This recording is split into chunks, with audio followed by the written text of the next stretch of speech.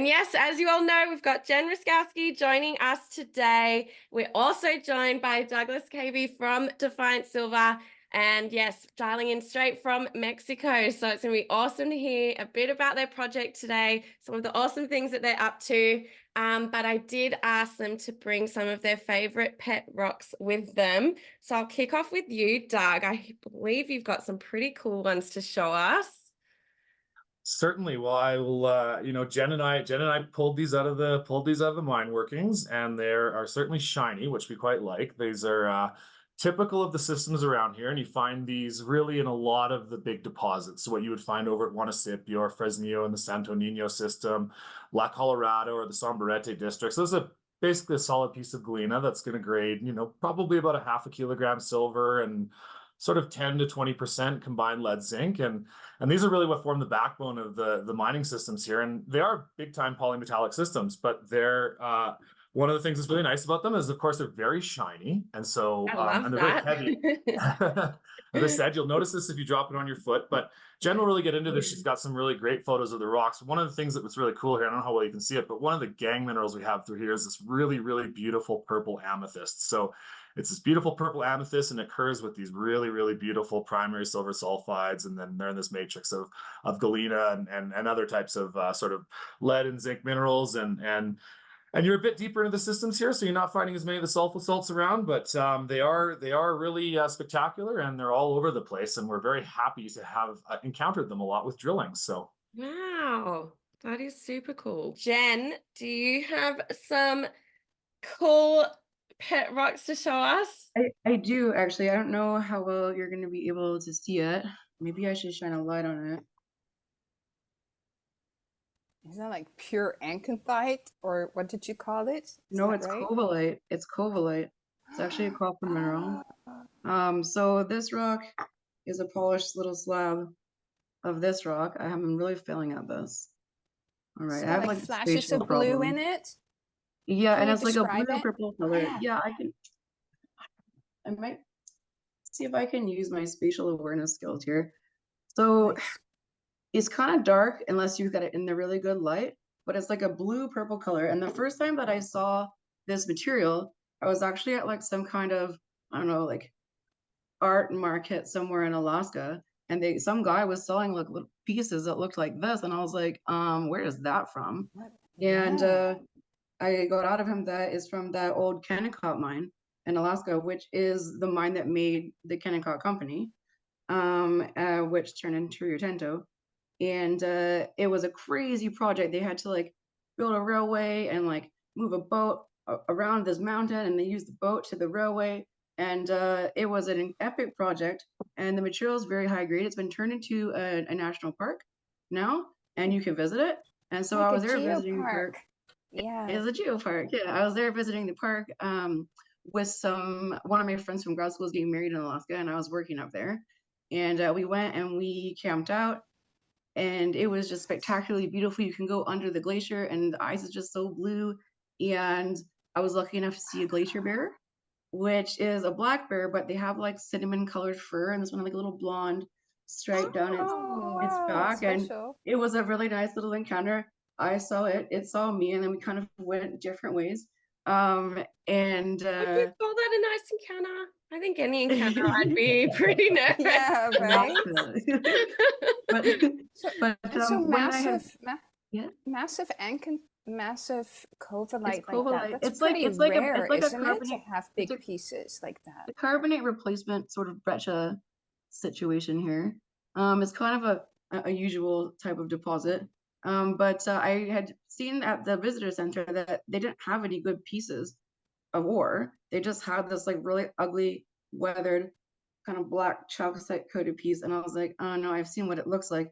And so, all my friends went up to the actual entrance of the mine, but I could see that there was, ore carts that were on these, wires that had posts. And every time there was a post, there was like a scatter of white rock down the bottom. And I was like, that looks like it fell off the ore cart.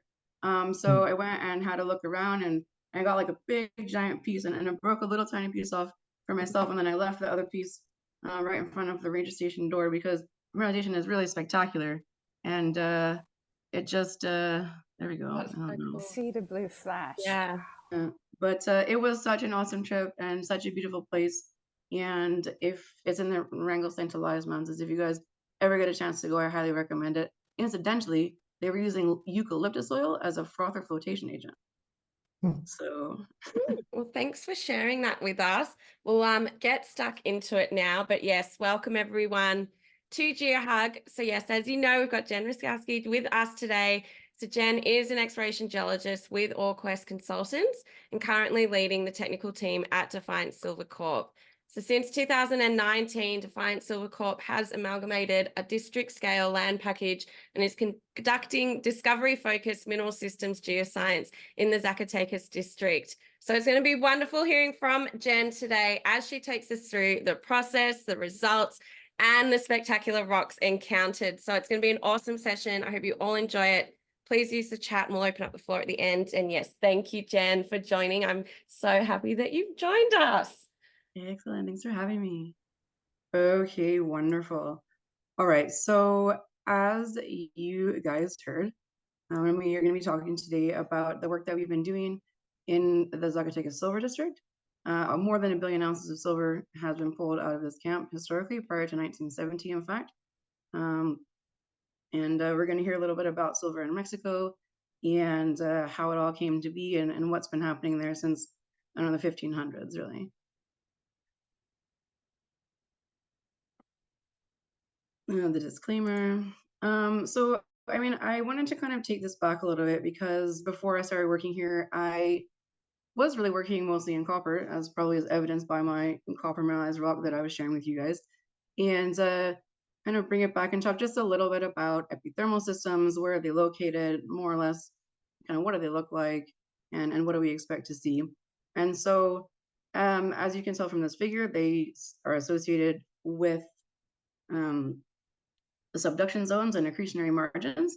And we're going to be zooming in sort of right into this district here. So for the Fresnillo District and the Zacatecas District. So Fresnillo is maybe someplace between 40 and 50 kilometers to the northwest of Zacatecas. And Guanajuato is kind of all in this belt here. And this is one of the most well-endowed belts for silver in the entire world. So I can't get it to change slides. All right, so just a bit of an overview. So on the left-hand side is one of the kind of main historic first kind of models in terms of epithermal systems, low sulfidation epithermal systems. So there's like low sulfidation systems, intermediate sulfidations, and high sulfidation systems. And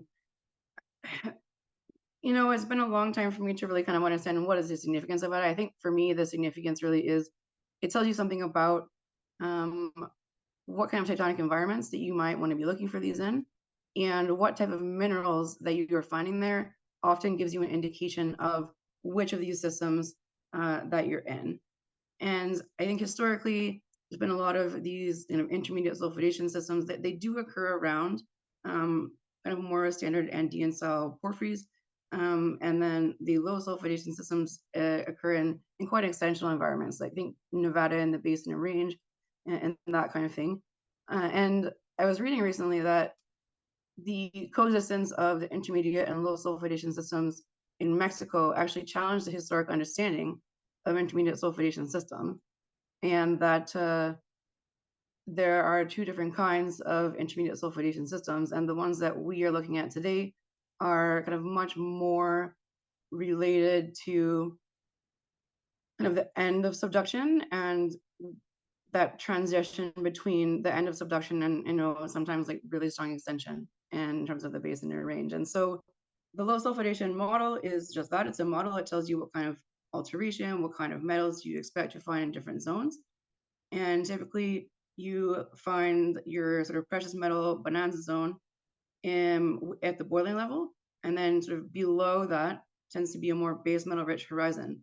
And one of the things that has become apparent, and everyone that I talk to and all the talks that I hear, and just, you know, I turned up at this project having very little background, and okay, I had a vague idea that the base metals and the silver sulfides, like bonanza zones, weren't necessarily supposed to be together, but in this project they are, and it's because in Mexico, and there's been a lot of like big water table changes and probably also tectonic level changes over the history of these systems. And so you can get stack systems, you can get overprinting systems, and so it makes for a very complex mineralogy and multi-phase veins and breccias. And so you find class of earlier phases in the kind of breccias of the later phases. And we'll talk about kind of how we try to deal with that going forward. But just kind of as a simple thing, you have a main structure, instead of hanging wall splays that come off of it. There's a central system at the top. So it's a, hydrothermal hot water system at the top. And then down below, if it is productive, there is mineralization. And sort of this figure here, there's actually a really good review paper, this 2019 Wang et al., that goes into a bit more about intermediate sulfidation systems. And, in fact, that perhaps they're maybe not as simple as Buchanan would hope us to believe. However, these models have, been important in discovering different systems. And for a real life example, this is the Guanajuato district, which is sort of southwest of Zacatecas. And you can see that there is just these huge breccia structures. All of these vein spores, in Mexico, they call them vetilleo zones, or like they're veinlet array zones. And we have those as well. And it's actually really quite complex and very beautiful. And the real world is obviously more complicated than the model, but it can definitely be used to guide the exploration. And so these are kind of the two systems that have been defined for intermediate sulfidation systems. The ones that we are sort of more interested in here are these E-type systems, which are sort of post-collisional, inter-arc, back arc, and definitely this project it's in a previous back arc, but they're like post-collisional. It's actually 30 kilometers northwest of the San Nicolas VMS deposit, which is a Jurassic, I believe, aged VMS. And so this piece of crust seems to be just really juiced up. It's so much mineralization here, but there's actually mafic and ultramafic rocks at the property that we've drilled, and some of them outcrop. And so the host rocks are much older than the mineralization itself. And the sort of flavor of these systems is silver dominant. And at least sort of in this district at this point, and particularly in the resource drilling area where we're working, the value is in the silver and zinc predominantly. There is value from other elements, but the predominant amount of value is silver and secondarily zinc. So that's probably enough there. I just think really, to be clear that this sort of like classic porphyry related epithermal system is not necessarily the environment that we're in. There definitely seem to be intrusions. There are intrusive fluids. They have a bit of a different flavor. We can argue about whether they're porphyries or porphyritic or whatever some of the time. But importantly, that there is a significant component of magmatic fluid, typically in these deposits. And so there's a long history of mining in Mexico. And, if you look at some of the artifacts and the archaeological things, that you can see that in the pre-Hispanic times, they were definitely mining silver and gold. And in the district here,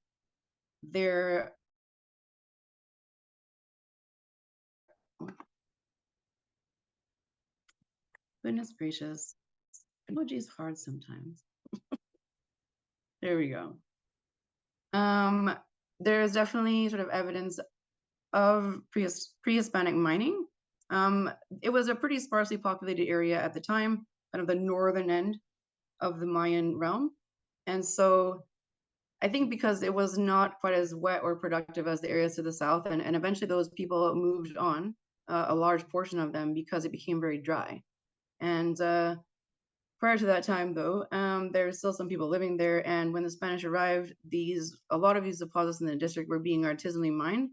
And particularly in the Zacatecas District, quite a number of the veins, at least portions of the veins, were exposed at the bonanza level. And so, there's these big alteration zones, huge oxide zones at surface, presumably. And they just kind of walked up and started mining them. they were able to kind of get down a little ways and then start to run into water problems. And the silver veins of the Zacatecas region were discovered in 1546 by Juanicipio, and there's a guy called Francisco Ibarra who was getting around, who was actually involved in the discovery of multiple of these huge systems that are still in production today.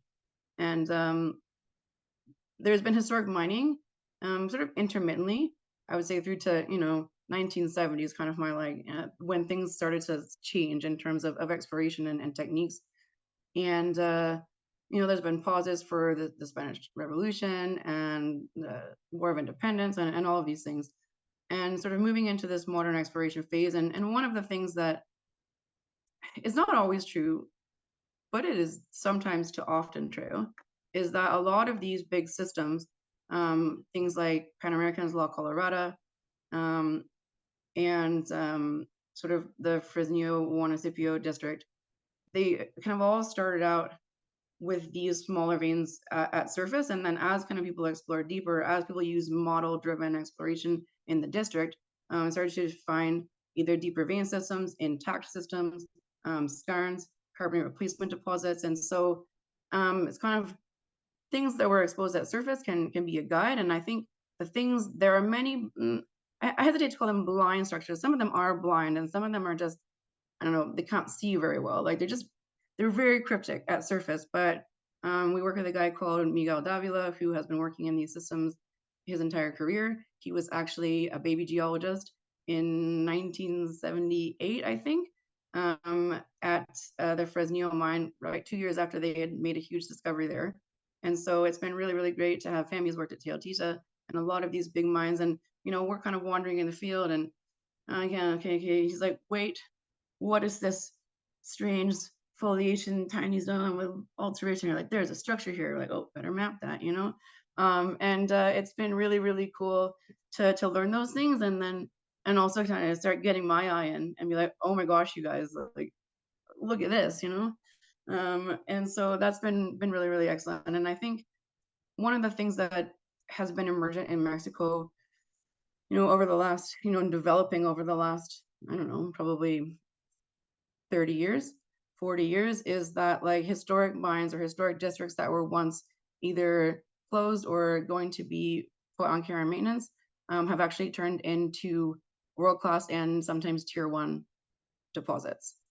So there's a lot of potential to enter into places that haven't had modern systematic geosciences, or where people have really been very focused on the one giant outcropping vein, and step out and think about it from a bigger perspective and use the tools that we have today to actually find the pieces that aren't sticking out of the ground. So just like a little bit of an overview. As you can see, there is a very large belt of epithermal deposits in Mexico, and we're sort of right down in here. It's not just epithermal deposits. In the state of Zacatecas, there are multiple world-class mines, and it's been really, really cool to be able to go and see some of those rocks, some of those districts. And one of Newmont's most valuable mines, Peñasquito, is here. That is a giant skarn. The same thing with that Aranzazu and I can't say that word, the Aranzazu mine and the other mine there. But just big skarns, and also diatreme breccias, and some really crazy stuff's going on up there. But sort of all through here in this district are these really large sort of intermediate sulfidation epithermal systems that often either connect to skarns, or in the case of Juanicipio is also sort of a low sulfidation system that's gold rich, and it's a completely intact system. And then also the VMS deposit. So there seems to be a couple of crustal scale structures operating in here that are very favorable, and the rocks are just absolutely spectacular. There's another mine, you can see it from our property. I don't know, Doug, how far is it away? 2 kilometers? Not far. The Cosamine mine that Capstone is operating now, and that's actually this picture here. So you can see the original stope of the exposed vein here at surface, and they were mining on this. They were nearly out of ore. There's some kind of story. I think Doug tells this story better, but the guy was really worried, all kinds of drama. What are they going to do? And apparently he had a dream one night, and it told him that he should follow the ore in some other way. And so they kind of kept mining. But it's really turned into, they've moved from that upper level system into a more copper dominant system. So they're actually mining copper silver there. And it's associated with, at least spatially, I think there's some argument about genetics, but spatially associated with sort of a subvolcanic rhyolite intrusion. And the main feature of the town is this big rhyolite kind of dome face that's on the hill called La Bufa. And so it's just really cool to be able to see how it started and sort of where it is now. And from a crustal scale perspective, the Zacatecas District is, it's located wonderfully. There's multiple deep crustal structures, terrain boundaries. It's at this triple junction here. If you were doing targeting from a generative perspective, you'd be like, oh my gosh, we should totally go there. And, it works. So anyways, the district is really, and just the state in general is really well endowed. And this kind of green thing here is is actually, as a matter of interest, is one of the few felsic large igneous provinces in the world. And it is an immense volume there are rhyolites, flows, but lots and lots of tuffs. And it's really incredible. And it's just kind of at that boundary where that's all coming up as well. And so there's just been a lot of things happening on these big structures and a lot of juice moving around. And so I worked in all the sediments a lot. And so one of the things that we would do is say, hey, let's try and understand the stratigraphy. Let's try and understand the crustal blocks.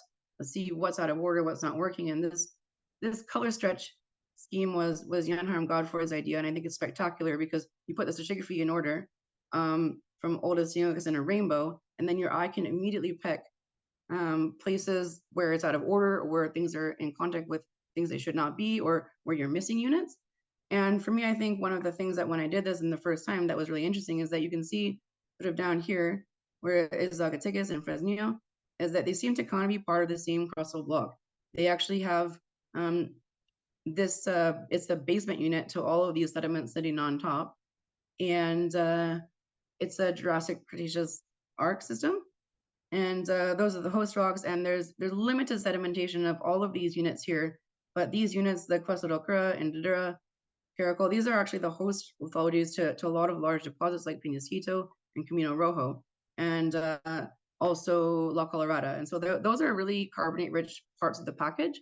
And that portion of the basin seems to have not been deposited here. So I wonder either as an uplifted block or it was probably a basement high at the time of deposition. So you don't have that stuff on top.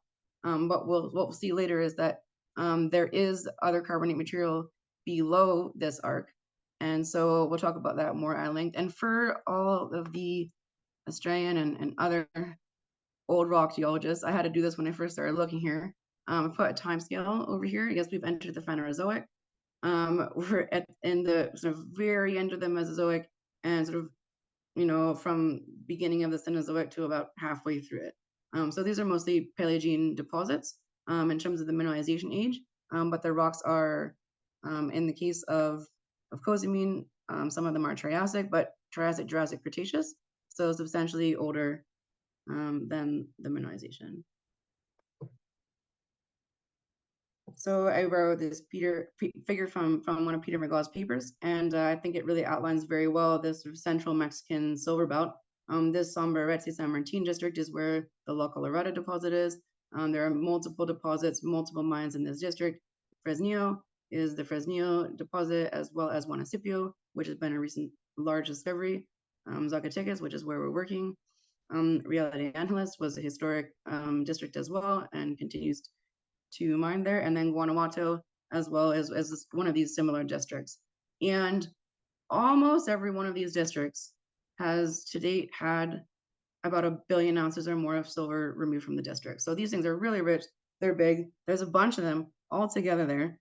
But in terms of sort of tonnage and grade, for silver, you can see that the Zacatecas district is really world class, it sits way up here, good grades, good tonnage. Fresnillo is very nearly there as well.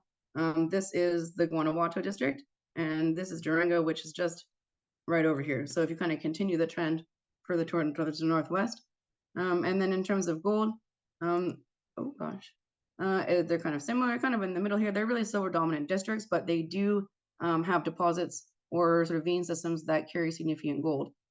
So they didn't make a figure for lead and zinc, but those are important credits. So this is from when Peter McGaw's paper about their discovery of Juanicipio. But I think one of the most important things is that, you know, during the time of the Spanish, the only thing that was outcropping really was this hill here. And it as well was exposed, you know, at the bonanza level. So what did they do? They started digging it up, you know? And I think the mining was a bit intermittent there.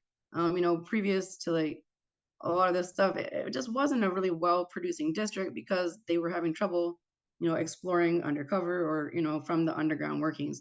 And in 1976, they discovered the Santo Niño vein at Fresnillo. And so sort of the conventional wisdom is that good veins are always running northwest, southeast.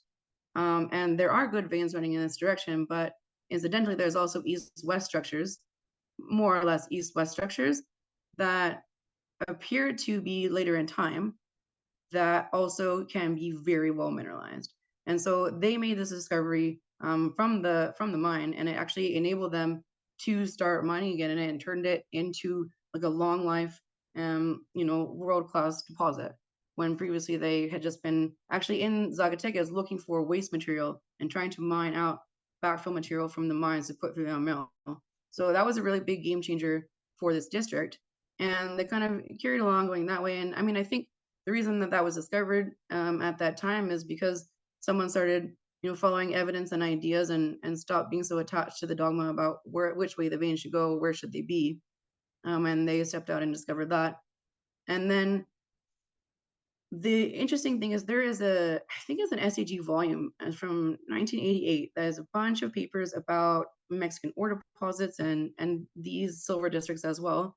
And through all that work, it was actually recommended in one of those papers that somebody, based on Buchanan's low sulfidation model of like how is the alteration, what should we expect at the high levels, where if there's a center, there should be mineralization below it. Someone actually recommended this area to the west as an exploration target.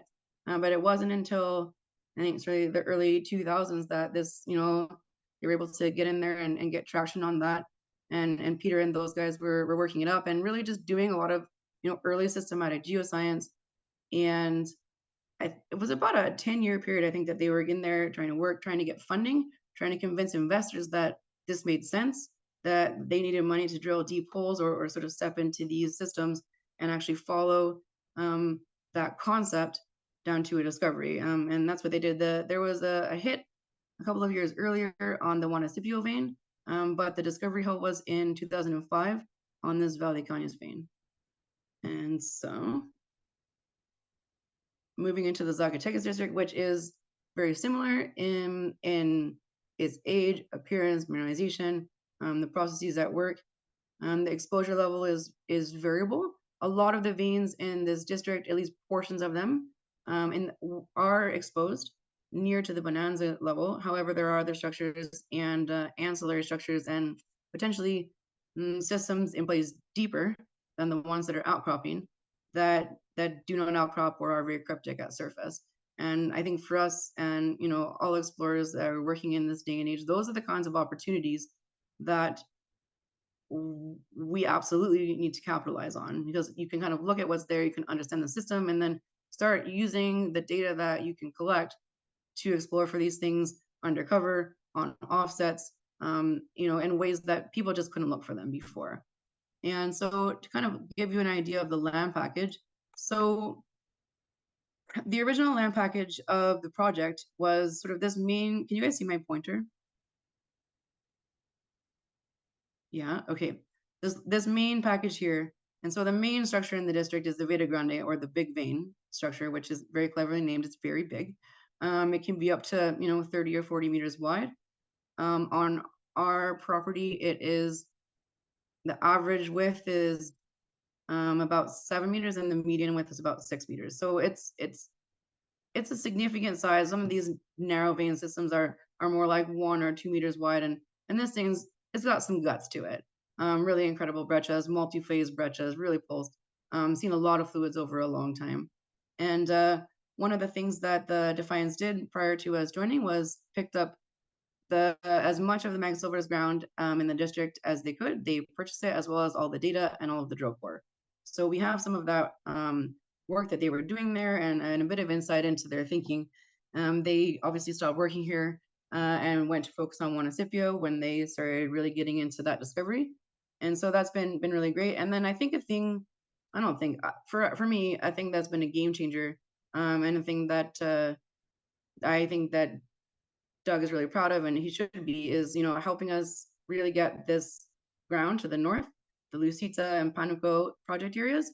This is the Pan American ground in the district, and Pan American held this ground for a very long time, and everyone wanted to get this ground, but Pan American wasn't so keen to let it go. They really needed to particularly once COVID was starting, they really needed to kind of focus on their operations, and they had not been able to drill here for a very long time because they were struggling to get surface rights permissions.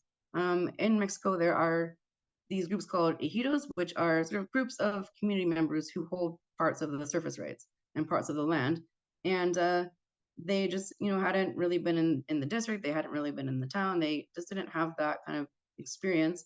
But it's the same ejido that holds, at least for the southern portion here, it's the same ejido that holds this ground here in the eastern part of the San Nicasio project. So we already had agreement with them. We have very good relationships with them. There's a guy that works with us, Christian Garcia, in Zacatecas, who is a very good and has very good relationships with the community members. And so I think also because Doug and George had worked a bit with Pan American previously, and they were known to them when they were exploring and made the La Preciosa discovery in 2013 in Durango, that it seemed like, in terms of a partner, it was an attractive match. I think everyone felt confident that we could operate and do systematic and appropriate exploration here. And so we now own this property outright. Pan American retains an NSR on the property, and we're aware of what kind of qualifications that they're looking for them to re-enter the district. So we're really, really excited to have that ground. There's some absolutely spectacular things that we'll see later in those areas that have never been drilled, or things that have been drilled poorly or shallowly. There was a lot of kind of scout drilling going on in the past. So we're gonna, and it's approximately, it's about half the district. We're the second largest landholder in the district. There's kind of another piece of ground here that's held by Zacatecas Silver, who is not currently active in the district. And the El Arito mine, which is sort of the gold-rich system, is to the south, and I believe that's being operated, or I don't know if it's on care and maintenance right now. Doug, do you know? Are they operating that mine? I see you there. All right, I don't know. Anyways, I believe it's on care and maintenance right now. Okay, yeah. So you're probably looking for more, but so just really quickly to kind of get everyone oriented. Well, let's start here. These Jurassic Cretaceous rocks is called the Chilitas Formation. It's a volcano-sedimentary package. Lots of things that people call andesites, they're actually basalts. Lots of things that people call diorites. They're actually some diorites, some gabbros, some ultramafic rocks. There are some felsic rocks, but not a lot. They are poorly exposed, and I think I've seen it once in drill core, but we know they're in the district. And sort of as we get deeper and move laterally into different parts of the system, we'll see if they turn up. But so as I was saying, this kind of back arc basin has VMS mineralization 30 kilometers to the southwest at San Nicolas, which is a Teck Agnico joint venture at this time. And that's 152 MA. Following that, this whole kind of Guerrero composite terrain, but different kind of island arcs, all accreted to the side of Mexico. And then kind of after the laramide, or as the laramide orogeny is winding down, you really start to get this, subduction to post-subduction related intrusions and magnetism happening in this area. And the dating is sparse here. It does look like there are some kind of older deposits around 42 MA. So like this sort of all the subduction related magnetism ends at that time. And there's a large sort of far field change in forces. And you start really, probably slab rollback, the basin range ascension starts happening. And like, it's kind of the beginning of this time when you start to mineralize this whole corridor with things that kind of range from intermediate to low sulfidation epithermal systems. And there is evidence for a number of events in the district, including kind of ranging all the way from 42 to 29 MA. And my sense is that they get a bit more gold rich as you go forward in time, but that remains to be seen. So one of the things, this photo here is, so on the property, there's a tunnel called the Prisma Tunnel, and it is about 2 kilometers long. It's a very, very long tunnel. But this is a picture of them mining from, I would think it's like the late 1800s or the early 1900s. And you can see that they have these kind of train carts and there's donkeys. And what you can't see in this photo, but I saw in a restaurant somewhere, is just, to the left of this photo, there's a giant ore processing patio with all these little shops and all these people working. And just the amount of mining history in the district is absolutely incredible. And if you ever get a chance to visit there, I highly recommend it. There is an old mine that's been rehabilitated and that you can go on a tour of, but there's actually a nightclub in the mine as well called La Mina. And it's really a good time. It's really cool. So, okay, how do we get involved? Where do we start here? Previous to this, I've been, working for First Quantum, like doing really big scale generative stuff, but, thinking about things at a large scale, but also like understanding, okay, what's important to actually make an ore deposit, and, going and visiting the mines and understanding from that perspective as well. But this for me was a bit of a change and actually really exciting. When I first got the data pack, I was like, I'm gonna need about a month to clean the data and then we can start looking at it. People had tried in the past, and there was a lot of work here that was done reasonably well, but there just wasn't a lot of younger geologists or sort of modern techniques being used, and it had been kind of done piecemeal and really focused on one place. And as this is a post from the Angry Geologist in 2016, there's a number of posts about this project that are scathing, in fact. But I went looking for a leapfrog model, and I found one, but it was the one that the Angry Geologist made. So, and there had been some historic work that hadn't really translated through, and so it was a bit of a detective game to go back through and figure out what data we had, what was usable, what wasn't. And just, there wasn't really any usable mapping or surface sampling. There wasn't a 3D model that we could access or use. There was no handover really. There wasn't geologists on site who had been working at the project. They had left. And so there wasn't really any understanding of the lithology or the hydrothermal phases. The drill holes were poorly located. The claims were poorly located. There was limited historic sampling downhole. I think people were trying to save money. And we put out a news release, I think in October of last year, with some really significant intercepts of things that were missed that weren't in the main vein zone, but either in hanging walls, veins, or sort of in that veinlet array zone, the Vetiglio zone.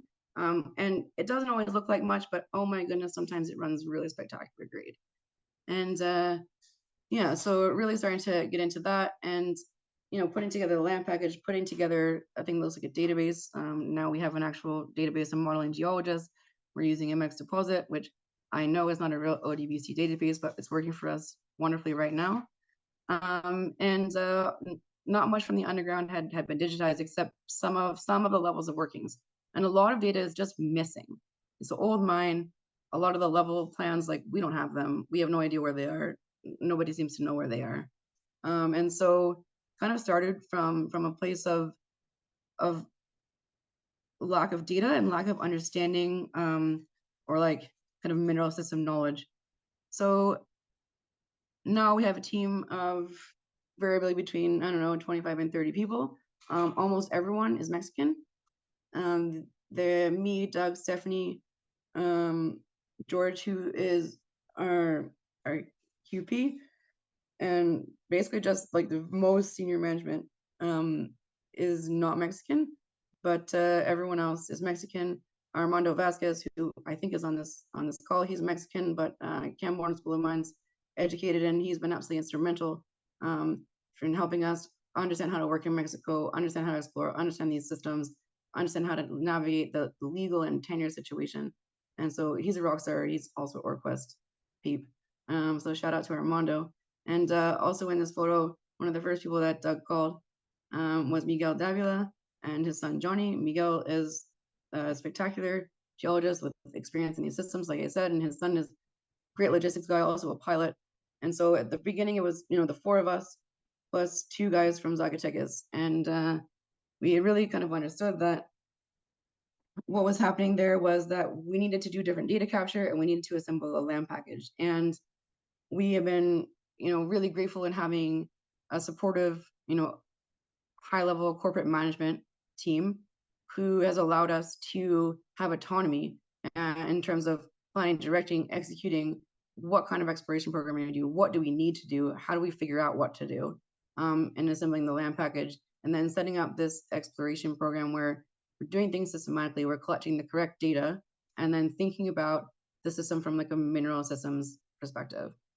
And I think for me, one of the really, really important things, and one of the goals that I had going into this, was to build a team and train them and have everyone kind of be on the same page that they could kind of go forward, and that people in other places could, you know, take that information that is like really high level, particularly in Australia. The geoscience that's happening in Australia, where I kind of came up, is just very, very technical and very, very good, and sort of exporting that to other people and then introducing that into the global exploration scene as much as possible, because that's the only way that we're all going to make discoveries as an industry, is to share the knowledge and share those techniques.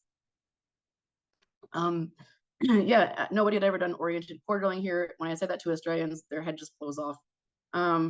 But you know, they're structurally hosted. You know, people used to think the veins were just parallel. They're not. Anyways, it's really important to do that kind of work. And we've been working with Chris Brown at OTS as well, and we'll see a little bit of that work later.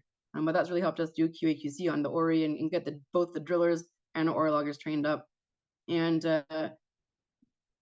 in the past, we had only ever done, what for me, I had only ever done like oriented core drilling without triple tube. And there's a driller just banging on the rod and all the bits of rock are falling out. And there's someone getting paid to like puzzle it all back together. No, if you use the triple tube, it has these like liners in it. I don't know what is the English word, liners maybe, I don't know. And they kind of hydraulically pump it out. You open the liner, and then all of your core is just like laid out beautifully in the little liner. And you gotta kind of tweak it a little bit, but for the most part, it's the best condition that the core will ever be in. It's spectacular, and it's really, really helped us to start understanding the system and kind of quantifying and modeling what are the controls and what's important. So yeah, but you know, the first drill program, we were still trying to set up the logging system, trying to understand the rocks, trying to do all this stuff whilst the drill program was going. And so we've had to go back and sort of do some of relogging on those things, but it all kind of started out fast, but now things are really like a well-oiled machine, and collecting a lot of data. And now people are actually looking at the data. And so I guess it's been really, in some ways it's been really good, because sometimes, you know, like COVID, or like if the company doesn't have a lot of money, you know, that it's been really wonderful because the management has understood that the team that we have built here, they are a huge part of the value, because they understand the system, they understand the processes, they know what to look for, and they're the ones doing a lot of the compilation work right now. And we'll kind of review that, but it's just yeah, it's been really a good thing that we've had this time, so that when it comes time to drill next again, that things are gonna hopefully be targeted even better.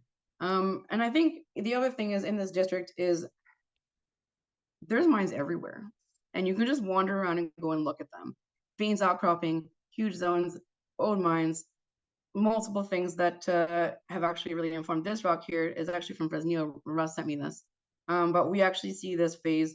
You can see it here in a different vein system. This phase is very high grade. It usually has lots and lots of aconite, which is silver sulfide. And it's like a kind of gray to black. It makes these little tiny kind of triangular crystals when it's well formed. But it's associated with like yellow-white sphalerite and like a blue-white chalcedony. And when I saw this rock from Fresnillo, I was like, oh, because that is exactly the phase that's happening there. You can kind of see it over here. It's this phase that's happening here. And it's early in the system, but we'll talk about that later. But yeah, the rocks are pretty spectacular. And it's been really important from a district scale perspective to kind of see, okay, yeah, this is the main orientation of structure, but multiple places in the district, these veins that come in at an oblique angle have been mined and run significant grade. And so that's been really helpful, and it's helped us to kind of see and understand a few things that hopefully we'll be able to get to drill in the next phase of drilling, which I'm really stoked about. And so just really briefly, kind of just, if you guys anyone has any questions or like wants to know like exactly what we've done or how we did it, please feel free to ask me. Also Stephanie Sikora, who I don't think is on this call, as she is somewhere else working on a job at site, but she's been absolutely instrumental in doing a lot of the work and sort of training people and kind of working together with us to come up with what do we need to do, how do we need to do it, what should we be looking for, yeah, kind of planning and sort of training people how to do the work. And so all of the surface mapping that's been done was directed by Stephanie, and a lot of the phase work that you guys are going to see has been Stephanie has made a very, very large contribution to that. So a shout out to Stephanie as well. She's an OreQuest peep. I don't know if you're on here, but thank you.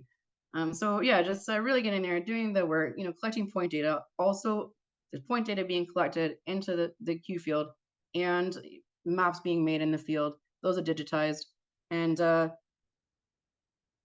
it's been really awesome to have a larger land package, because in the main structure, you're like deep in the guts of the system, and it's really hard. And there's lots of detritus at surface, old mining material, and it's really hard to see things. But to the north, you can see down here, this is another huge important district learning, is that these northwest veins seem to have been cut and offset by these younger east-west veins, which just really rings up the Fresnillo story. As we know, there are later east-west veins also carrying grade. And so it's been really interesting and really, really exciting to start actually seeing all the things that you kind of hear about, or you kind of thought you couldn't see them, you can model them, and then you can follow them up with the drill. And a gratuitous rock photo in here because there wasn't enough rock photos.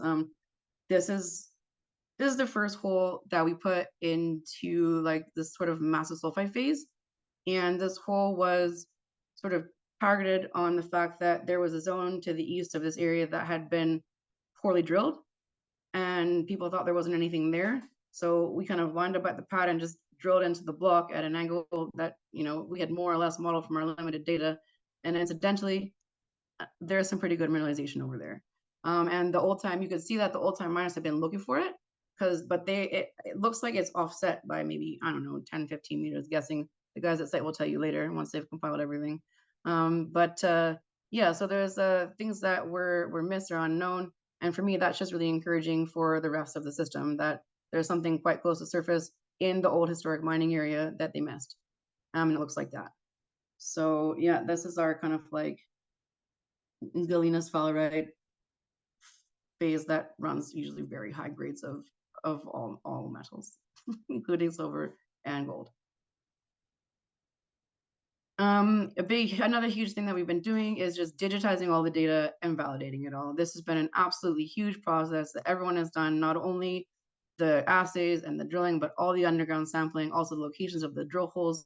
And the other thing that the guys have just completed is actually validating the claim locations. Claims are tricky in Mexico. There's no map staking. Nothing is a square. Everything is like a bizarre line with weird corners, and it's like a treasure map. It's like, this is the starting point of the claim, and then you have to go so many meters in this direction and then turn to a different azimuth. You go so many meters in this direction. And then it's all been done in different, some of them was like, oh, it was like a tree near to the adit of the thing. And you're like, okay, that was 200 years ago. That's not the best landmark, but okay. Most of them are, points of like the actual entrance to to the tunnel or to like the shaft, but just many different projections in GIS as well. And so that's been a big job that's been finally completed. So we now know exactly where the claims are. So that's amazing. And another really lovely rock photo here. There's not often rose quartz, but sometimes there's rose quartz. And this is an example of the rose quartz. Typically it's amethyst. And you can kind of see there's this white stuff in here. If you look at that with the hand lens, it's that phase that we saw in the banded Fresnillo sample, with the aconite and the blue-white chalcedony and the like white yellow sphalerite. So it's definitely present. This ran significant grade. And yeah, the rock's really pretty. And I think one of the things that has really allowed us to understand this is just the sort of methodical process that's been happening with the drilling and the logging and the sampling. And the oriented drilling and working with Chris and getting our guys trained up has been absolutely imperative to us understanding not just the kind of vein or breccia structures, but also to the faults. Because some of the faults are important for the grade, some of the faults are offsetting things, some of the faults aren't important. And so we're really working through that right now. The guys at site this month, they're doing kind of going through and correlating all of the faults and from the data from the surface and the underground and all of the drilling, and really just dialing in, because we had just been modeling faults from surface and we didn't have time to do this detailed work, but we have the time now. And so this month they're doing faults, next month is veins, breccias, and ventilated ray zones. And then we'll do the geochemistry and the grade and kind of the mineability of the rock as a follow-on to that, or in conjunction with that, kind of ongoing. But we anticipate to have that done before the next phase of drilling, and so hopefully we should have some really interesting targets. And let's see. Oh yeah, one other thing. And multiple people have told me that I've been thanked for this, and I just thought it was the thing that people should do. We always did this at First Quantum, is okay, we pulled out all of the vein intercepts for the main structure and laid them on the ground. You can see this is our core shack area. You can see all of the holes, all of the vein intercepts across the entirety of property. They're laid out kind of in order, from northwest to southeast, and they actually go inside of the core shack here.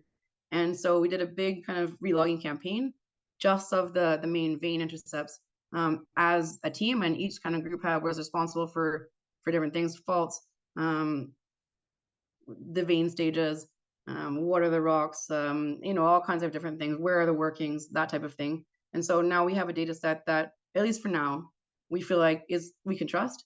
It's kind of the best version of that we understand things right now, and that's been really helpful, and we'll be using that extensively next month when we get into the nitty-gritty of putting this all together.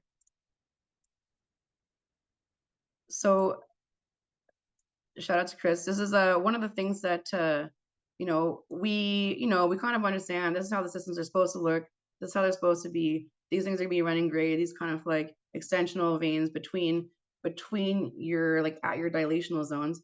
And I saw this and I was just like, oh my gosh, this is the coolest thing. You can actually see those in the data. And Chris has kind of taken our data, done like a preliminary modeling to help us like kind of understand how to use the data, what's important. And then now our guys at site are using this in conjunction with all of the other metadata that we have, and the rocks themselves and the geochemistry, to really put everything together and then start to model up the chutes. And we are getting a pretty decent idea of what is controlling the grade, what is destroying the grade, and how are we going to deal with that in drilling. And again, this is some rocks that we drilled last year. Again, we've hit this massive sulfide phase. And the thing that I wanted to kind of mention here is in one of Peter's papers, he talks about how, there's like N members of overprinting of these different levels of the epithermal systems. And this is actually, Zacatecas in his unpublished data is a place where you have the bonanza grade and the base metal zone next to each other. And you're looking at it, hole 17 drilled through that zone, and it is it's incredible. The rocks are spectacular, really beautiful, and there's just so many phases. This is really silver rich, silver only. These little funny shaped things down here, I think these are probably basite. There's a little bit of copper kicking around as part of the system. Yeah, just really spectacular silver dominant mineralization, and then also really spectacular base metal mineralization in the same intercept through the same vein, but multiple pulses and fluids in there. So as I was saying, this is what the guys are working on now. This is some of their, preliminary work, things that I've done, some of the work that Stephanie has done in the past with the guys there. And then this is kind of what they're working on now, going through all the data, really understanding what do we have, correlating things, starting to model it up, understanding what cuts what's moved where, and working with our modelers to get this all in 3D and from ideas and into something sort of, physical that we can like see in the model. And we're going to be using that going forward, not only here, but sort of as our understanding of the district evolves in other places in the district as we explore. These numbers are kind of historic, but it gives you an idea. So this is part of some of the work that that Stephanie was directing as well. And these are kind of our first pass phases of what do we think are the phases that we see here, what's important, what do we think is running grade, that kind of thing. And I think overall, the most important things, and we'll see some photos of these, is this, there's an amethyst event. It's pretty early. It's not the earliest, but it's silver rich, and there is silver with the amethyst. A lot of people are like, oh, the amethyst is late, it's barren. There is a phase of barren amethyst, but there's also a phase of amethyst that's very dark, and it's in association with significant sulfide, in lots of silver and sometimes base metals. And you can kind of see a lot of the base metals are sort of sitting down here in these units. This is the historic. It doesn't have our massive sulfide phase, which you've now identified. So sometime in the future, once we worked all that up, we can talk about that. But yeah, this was sort of our kind of idea of how things were before the last phase of drilling, and we've learned a lot in that last phase of drilling. So that'll be updated, and you guys will kind of see that as it comes. So yeah, this is the thing that, as we've been talking about, where's the money juice? Where's the barren juice? What phases are important? What's diluting it? Where's the grade? What's the structural architecture of the system? And then, understanding the stratigraphy and the host rock, because the stratigraphy and the host rock matter for, it seems, here in the district for vein and grade development. And so some pretty photos. So these are the kind of phases of before the last phase of drilling. We'll be updating those, but you can kind of see that this is a really barren phase. This kind of like matte silica, bandolite amethyst is just quartz flooded. Like there's beautiful breccias, and sometimes you can see pieces of mineralized material, but it's just been so diluted by that phase that like it can be very wide in some places, but it doesn't run very good grade. In this phase, this is the dark amethyst phase that I was talking about. You can see there's all these black silver sulfides. Looks like, what else is in there? There's probably sphalerite. It looks like some sphalerite, and probably a little bit of galena as well, just hard to see. Definitely pyrite.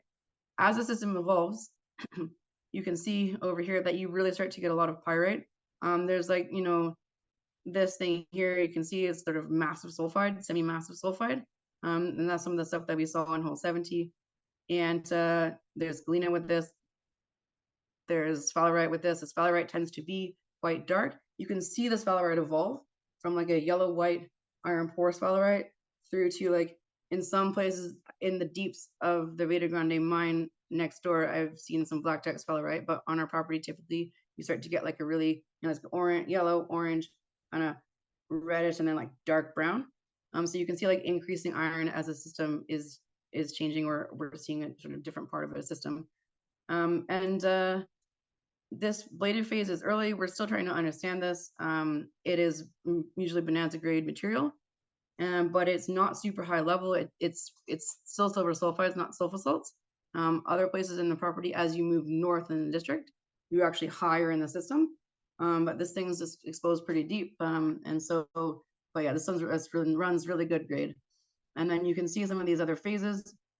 Sometimes they have very interesting textures, and sometimes they have mineralized sulfides with them. So we're working to understand this and see how we go with that going forward. They often occur quite deep and sometimes have boiling textures. So the question is, is it just kind of late or barren, or is it actually the top of another one of these pulses? So hopefully we'll see what that looks like going forward. And I think one of the other really important things, and the guys using this now, is that not all of the breccias are hydrothermal breccias. They kind of sometimes look like hydrothermal breccias, but they're actually fault breccias. And these are sort of 4 of the main ones that have been identified. This milled thing is within the Veta Grande structure, and it is just absolutely just smashed. It's a milled breccia. It's only mineralized where the rocks around it are mineralized. And that tends to be the same thing with this iron carbonate kind of oxide breccia. Sometimes it's mineralized, sometimes it's not. And then these 2 breccias down the bottom are actually, they're markers of some of our most important fault structures that cross the main structure. And so being able to identify those, log those, and then use them in the interpretation has been really, really important for us. And so it took us a while to kind of figure out what they were, but now that we know what they are, like, they're easy to spot. And you're like, oh, it's one of the fault breccias. We're going to need to take care of that in a different manner. And so just kind of bringing us back here, just going to quickly go through some of the stuff that we've been doing to the north. Another time we will talk about this Lucita project, which has lots of pyrargyrites exposed at high levels in the system. Pretty cool stuff. We drilled that. We drilled a blind intercept here in a structure, as well as like a big wide zone of like veinlet array in a black shale that was running about 60 grams of silver over 50 meters or so. So that was really encouraging. And this area is structurally complex, so we'll be coming back to that in a little while when we have a few other things under our belt. But we finally got access to this area here. We have an agreement with the Ejido in the Costa de Ceros Pinacle area. This is a deposit that's held by Zacatecas Silver. So I'll just kind of quickly tell you guys what we've seen up here. The rocks are really spectacular. In terms of the stratigraphy, like I said way back in the beginning of this talk, we have sort of the basement to the arc down here, which is Triassic. We have this Jurassic Cretaceous volcano-sedimentary complex. That is the Chilitos Formation, which hosts a large portion of the mineralization in the district. And then we have these sort of, post-arc rocks that are also sometimes mineralized in the district. What exists in the district but outcrops poorly is there is a package of carbonates deeper in the stratigraphy, sort of below the level of the Chilitos. And Francisco y Madero is related to these, which is the deposit that was previously mined in the district that was undercover, found with geophysics, I believe. And this is important in terms of like manto or some kind of replacing carbonate prospectivity. And some of the rocks that we've seen are encouraging in that manner. And so this is Francisco y Madero, and it's kind of here on the kind of near to the airport. And what you see there is that this is my interpretation. There's the Chilitos. There's some kind of unconformity surface here. Probably this is the bottom of the arc in this area. And then there's a bunch of these sort of like interbedded rocks that have calc-silicate and aluminosilicate alterations, shall we call it. And those things are directly spatially related and arguably ground prep, arguably something else to the mineralization that's encountered here. So